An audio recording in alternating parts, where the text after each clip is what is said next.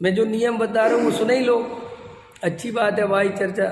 देखो, अगर आपको अपना मोक्ष मार्ग साधना हो, आपको वास्तव में संसार दुखरूप लगता हो, अब अगर आपको चार गति परिभ्रमण नहीं करना हो, अब आपको जे मोह महामत पी पी के जो इसका दुख भाषित होने लगा हो, स्त्री पुत्र कुटुंब परिवार जे राग द्वेष कसाय के परिणाम आकुलता रूप लगने लगे हों, तो फिर क्या करना कि सुनो, सबसे पहले तो गारंटी से व्यवस्थित 2 टाइम स्वाध्याय करना सुनना।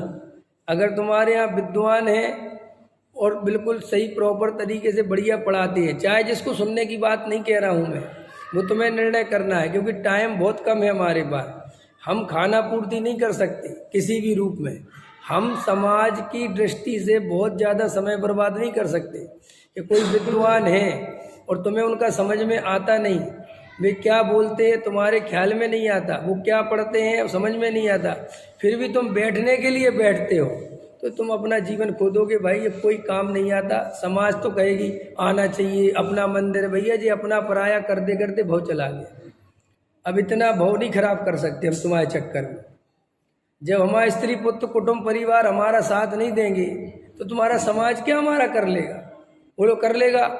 इसलिए पहले तो सोच समझ के जो प्रवचन वगैरह चाहे जिसके मत सुना कर, बहुत प्रॉपर तरीके से जिसको सुन के व्यवस्थित ज्ञान होता हो, तुम्हारा भेद ज्ञान पकता हो, आत्मज्ञान चलता हो, उसको सुनना। एक तो ये करना। दूसरा काम ये करना कि 1 घंटा प्रॉपर बैठ के अपना स्वाध्याय किया करो। दोपहर में करो, बिल्कुल करना ही पड़ेगा अगर मोक्ष मार्ग में जाना है तो। और 1 मिनट और कम से कम 2 घड़ी 24-25 मिनट 24-25 मिनट सुबह और 24-25 मिनट शाम को, यानी रात को तत्व विचार किया करो। शांत होकर बैठा करो, घर में बैठो, जहाँ बैठना वहाँ बैठो, सोने के पहले बैठो। समझ में आया? करो। लेकिन इतना काम तो अवश्य ही करना चाहिए, तब ये तुम्हारी गंभीरता आएगी मोक्ष मार्ग में। अगर ये खाते पीते उठते बैठते सुन लिया, पढ़ लिया, चले गए, कर लिया, कभी आ गए, कभी कहीं चले गए, कभी कुछ कर लिया, कभी किसी को सुन लिया, कभी किसी के पीछे दौड़ गए, फिर कुछ कर लिया, फिर ये व्यवस्था, फिर साहब वो व्यवस्था, फिर अरे भैया ये भव ही चला जाएगा। ये दुर्लभ मनुष्य पर्याय है, बहुत कीमत की है। और हमारे पास तो आयु बहुत कम है।